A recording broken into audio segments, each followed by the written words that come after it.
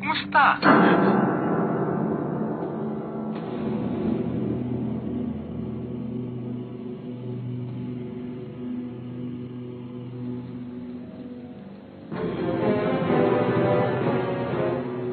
Siso ka!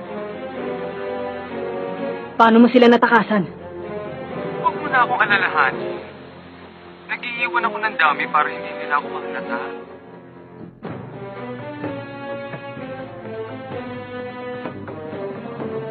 Ano kaya mangyayari sa akin pag umabot na sa 4 hanggang 5 oras? Sigurado mawawala na ng bisa ang pinaginamit ko. Kamusta na kaya siya? Iso ka? Ha?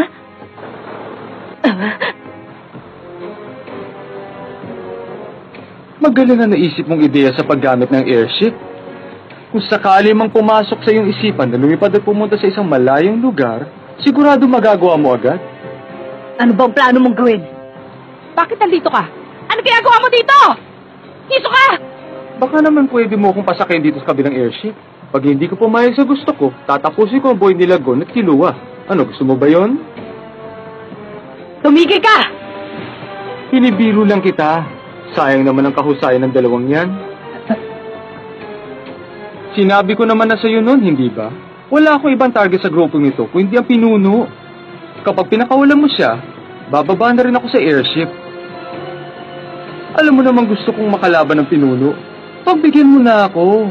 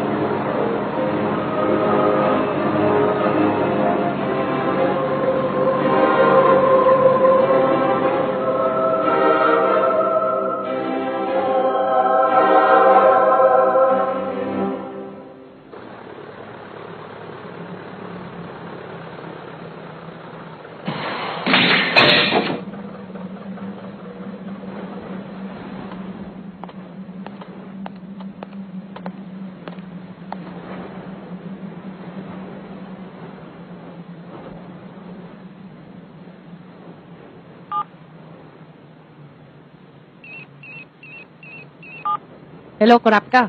Kilua, ilagay mo ang phone sa iyong dibdib.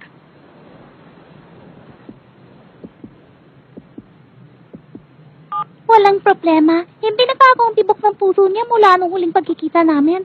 Wala silang ginawa sa kanya. Magaling! Sige, magpalitan na tayo! Tara!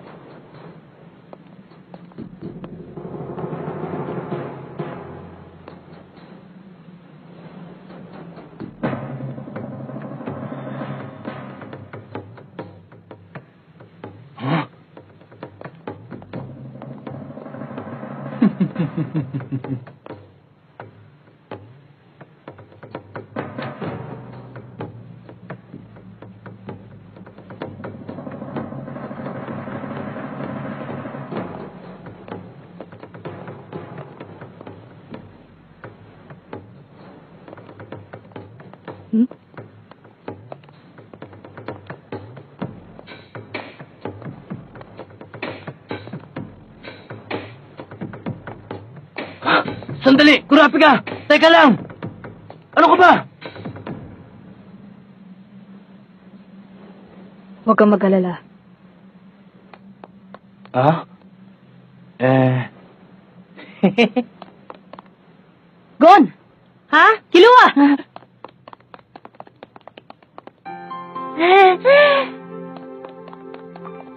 Gon, Kilua, ayos lang ba kayong dalawa? Oo, walang problema. Nakaramdam lang kami ng konting takot kanina. Pero naglalaban-laban na rin yung mga miyembro ng Spider.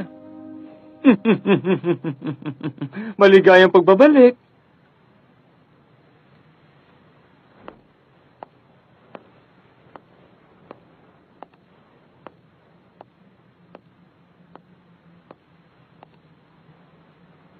Kala ko hindi na tayo magkikita eh. Alam mo, namiss ko na kayo talaga.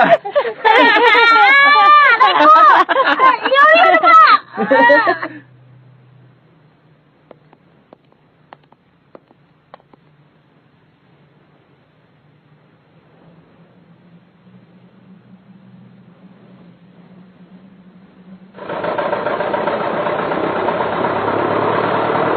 Ang makipag-usap sa kahit na sinong miyembro ng Ryodan ay pagpapatiwakan.